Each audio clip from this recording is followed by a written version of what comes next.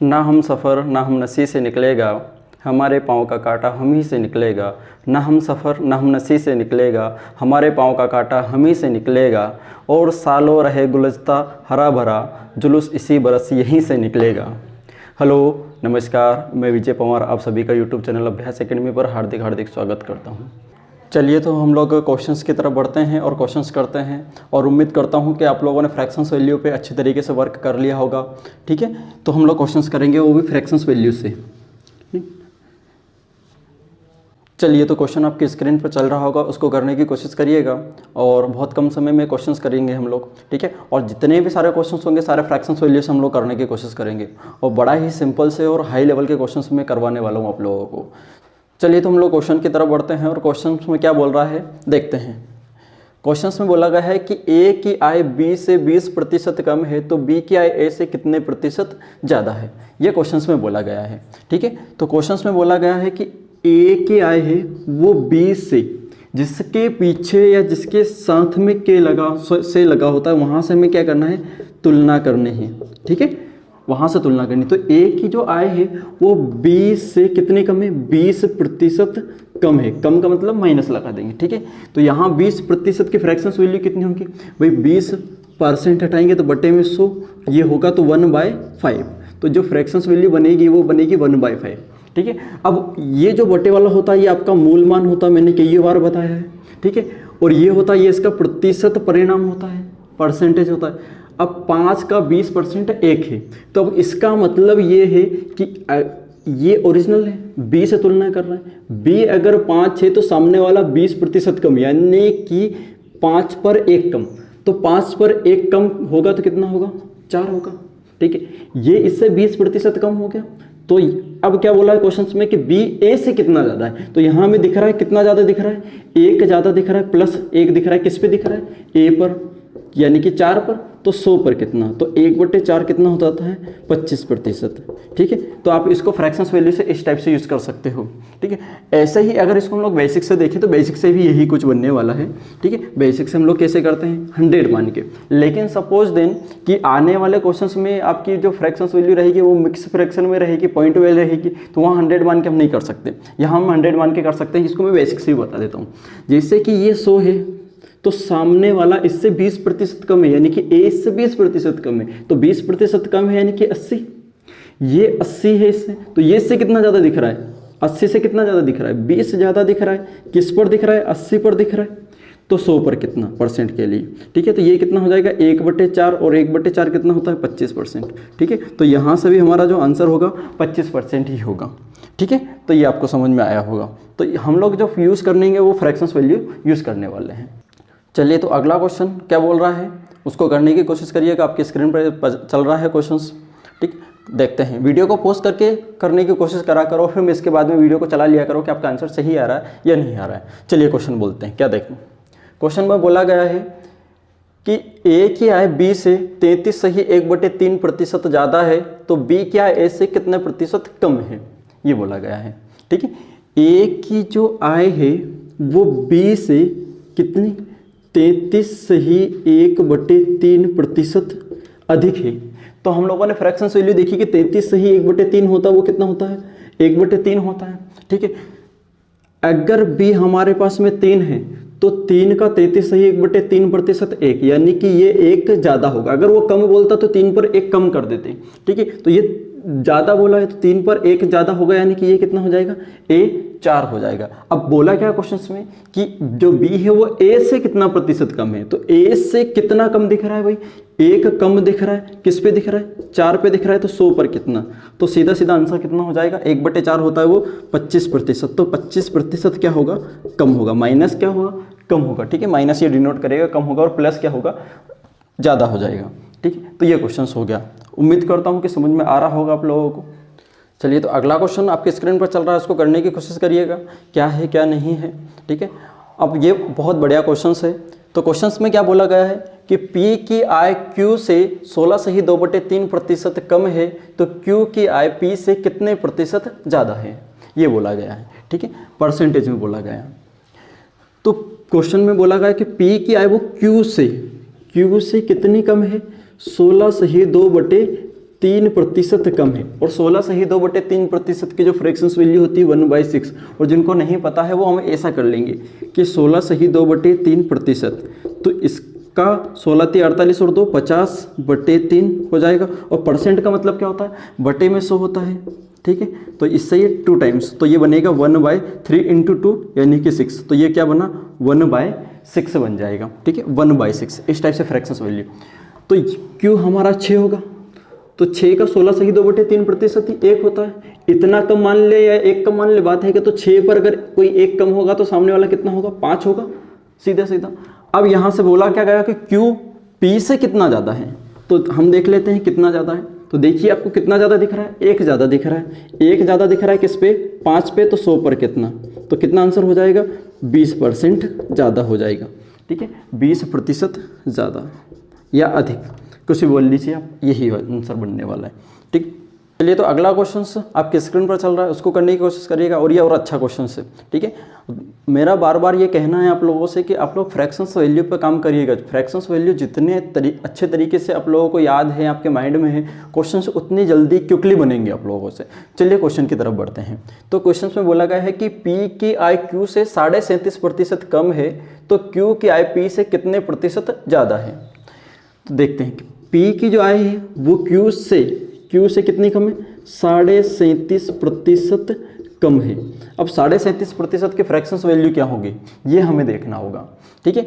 तो मैंने आपको घटाने का कई बार रूल्स भी बताया है कि पहले वीडियो में आपको बताया कि कैसे घटा लेना है, ठीक है। अगर आपको नहीं पता है तो वो भी देख सकते हैं कि मैं बता सकता हूँ कैसे, कि 50% में से अगर मैं 12.5% कम करता हूँ तो मेरा जो बनता है वो कितना बनता है, 37.5% बनता है। जो बनता है वो कितना बनता है, 37.5%। तो 37.5% के लिए हम देखते हैं। अब ये 50% यानी कि आधा होता है, और 12.5% होता है 1/8।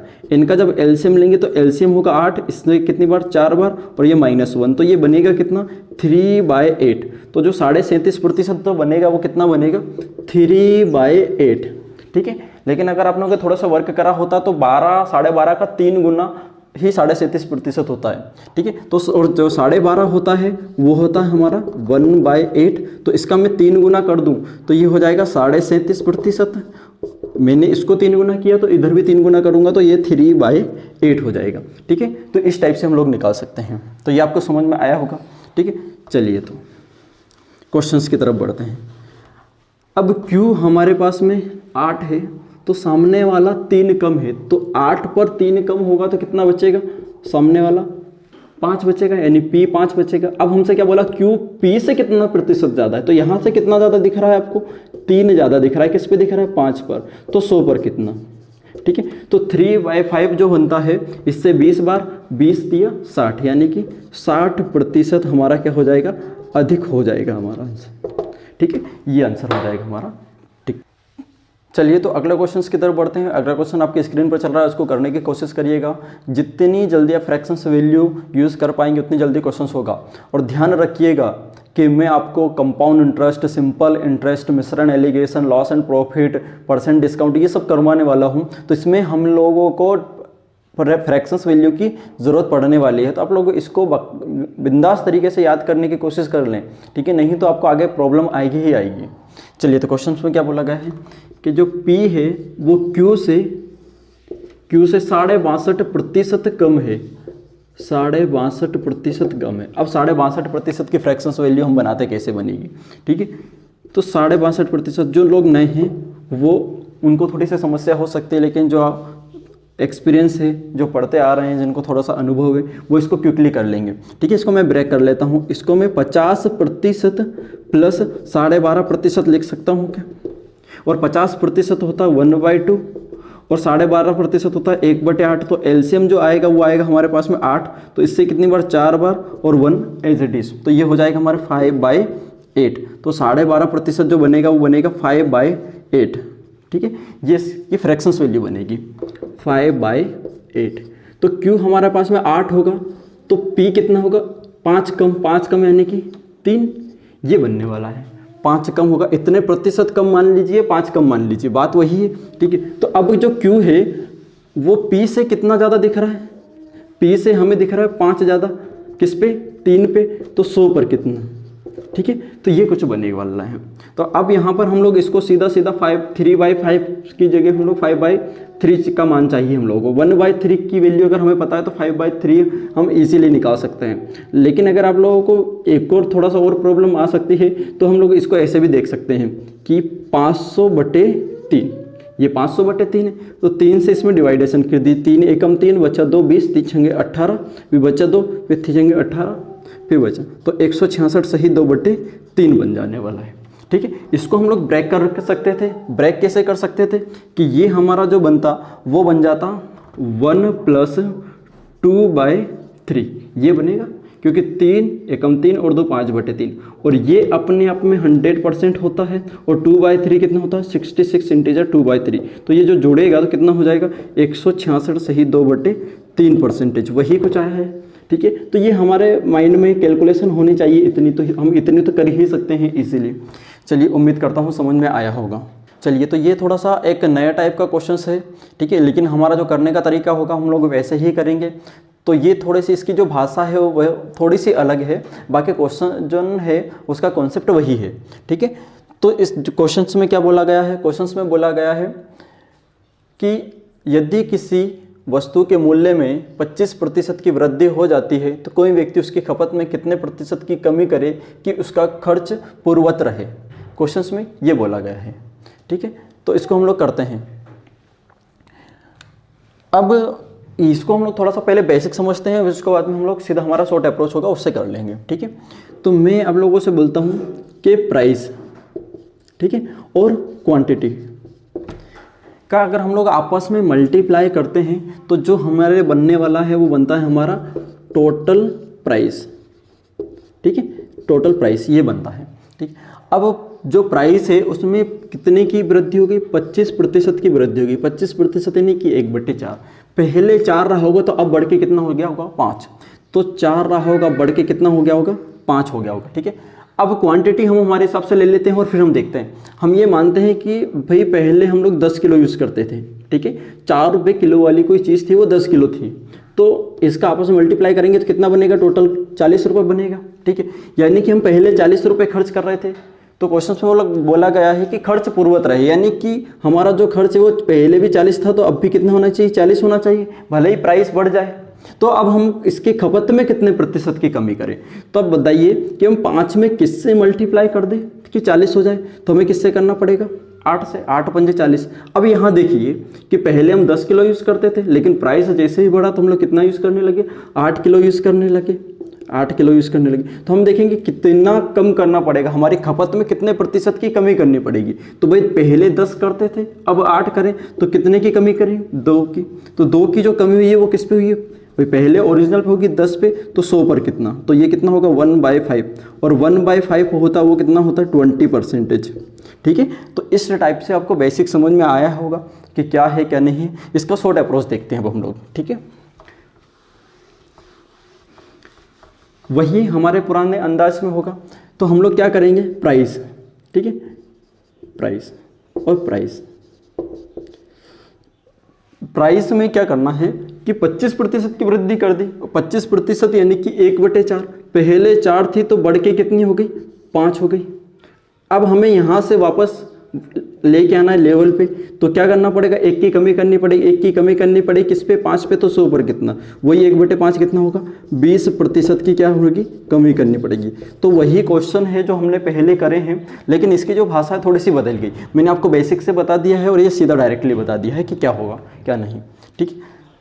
चलिए, तो अगला क्वेश्चन बड़ा ही सिंपल सा आपकी स्क्रीन पर चल रहा है, उसको करने की कोशिश करिएगा, ठीक है। बड़ा सिंपल सा क्वेश्चन है। क्वेश्चन में क्या बोल रहा है, यदि खाद्य सामग्री के मूल्य में 10% की वृद्धि हो जाती है तो कोई व्यक्ति उसकी खपत में कितने प्रतिशत की कमी करे कि उसका जो खर्च है वो पूर्ववत रहे, उसका खर्च पूर्ववत रहे। ये क्वेश्चन में बोला है 10% की क्या हो जाती, वृद्धि हो जाती, यानी कि 1/10।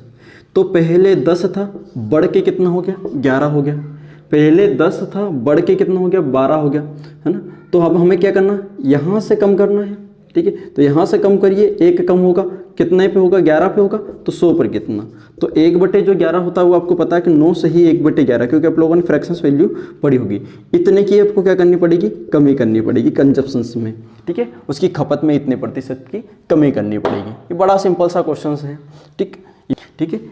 अब यहाँ पर 16/2/3% की क्या हो रही है, कमी हो रही है। तो 16/2/3% कितना होता है, 1/6 होता है। जिनको नहीं पता है वो किस टाइप से कर लेंगे, 16 × 48 और 2 50/3। ठीक है, इसका इसके साथ में मल्टीप्लाई होता है और ऊपर वाला जो है वो प्लस होता है। तो ये 50/3 और परसेंट हटाएंगे तो बटे में 100% भी लगा है यहाँ पे। तो ये से 2 टाइम्स कट जाएगा तो जो बनेगा वो कितना बनेगा, 2 × 3 यानी कि 1/6। इसकी जो फ्रैक्शन वैल्यू होगी 1/6 होगी। ठीक है, अब क्या बोल रहा है, पहले 6 था तो घट के कितना हो जाएगा, 1 घट के 5 हो जाएगा। ठीक है, ओरिजिनल मान 6 था तो घट के कितना हो गया, 5। तो अब हमें क्या करना है, यहाँ से बढ़ाना है भाई।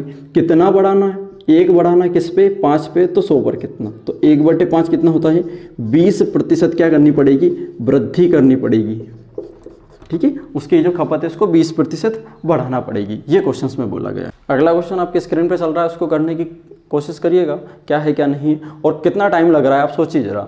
ठीक है, अगर आपको फ्रैक्शंस वैल्यू याद है तो आप लोगों को मुझे नहीं लगता कि पेन भी उठाने की आवश्यकता पड़ेगी, बिना पेन पेपर कर सकते हो। फ्रैक्शंस वैल्यू याद होना बहुत ज़्यादा जरूरी है। फिर मैं बोल रहा हूँ कि अगर आप लोगों ने पहला वीडियो नहीं देखा है तो हो सकता है आई बटन में ऊपर लिंक चल रहा हो तो वहाँ से लीजिएगा, डिस्क्रिप्शन में लिंक है वहाँ से कर लीजिएगा। ठीक है, चलिए क्वेश्चंस की तरफ बढ़ते हैं। तो क्वेश्चंस में क्या बोल रहा है कि यदि किसी वस्तु की कीमत 14/2/7% बढ़ जाती है तो कोई व्यक्ति उसकी खपत में कितने प्रतिशत की कमी करे कि उसका खर्च पूर्ववत रहे। ये क्वेश्चंस में बोला गया। ठीक है, 14/2/7% वृद्धि। तो 14/2/7 कितना होता है, 1/7 होता है। ठीक है, मूल मान जो था वो कितना है, 7 है और बाद में कितना बढ़ा, 7 पर 1 बढ़ के 8 हो गया। तो अब 7 से 8 हुआ है तो हमें 8 से 7 करना है कंजप्शंस के लिए, यानी कि कमी के लिए। तो कितने की कमी करनी पड़ेगी, 1 की किस पे, 8 पे। तो 100 पर कितना, ठीक है, 100 पर कितना, तो 1/8 कितना होता है, 12.5%। तो 12.5% की क्या करनी पड़ेगी, कमी करनी पड़ेगी आप लोगों को। ठीक, चलिए तो अगला क्वेश्चन आपकी स्क्रीन पर चल रहा है, उसको करिएगा और ये आज का अंतिम क्वेश्चन है। ठीक है, चलिए देखते हैं क्वेश्चंस में कि क्वेश्चंस में क्या बोला। यदि किसी वस्तु की कीमत में 11/1/9% की वृद्धि हो जाती है तो कोई व्यक्ति उसकी खपत में कितने प्रतिशत की कमी करे कि उसका जो खर्च है वो पूर्ववत रहे। ठीक है, 11/1/9% की वृद्धि हो जाती है, मूल मान और बाद में बढ़ जाता है। ठीक है, मूल मान। तो 11/1/9 कितना होता है, 1/9 होता है। अगर ये 9 है तो बाद में 1 बढ़ जाएगा तो यानी कितना हो जाएगा, 10। तो हमें कंजप्शन में कितने की, यानी खपत में कितने की कमी करनी पड़ेगी, 1 की कमी करनी पड़ेगी। 1 की कमी करनी पड़ेगी किस पे, 10 पे। तो 100 पर कितना, ठीक है, तो 1/10 कितना होता है, 10%। तो 10% की हमें क्या करनी पड़ेगी, कमी करनी पड़ेगी। ठीक, जब भी मूल्य बढ़ेगा तो सीधी सी बात है कि खपत कम होगी और मूल्य कम हो जाएगा तो सीधी सी बात है जो खपत है वो हमारी बढ़ जाएगी। ठीक है, तो उम्मीद करता हूँ कि आप लोगों को सब समझ में आया होगा। मिलते हैं अगले वीडियो में। Thank you.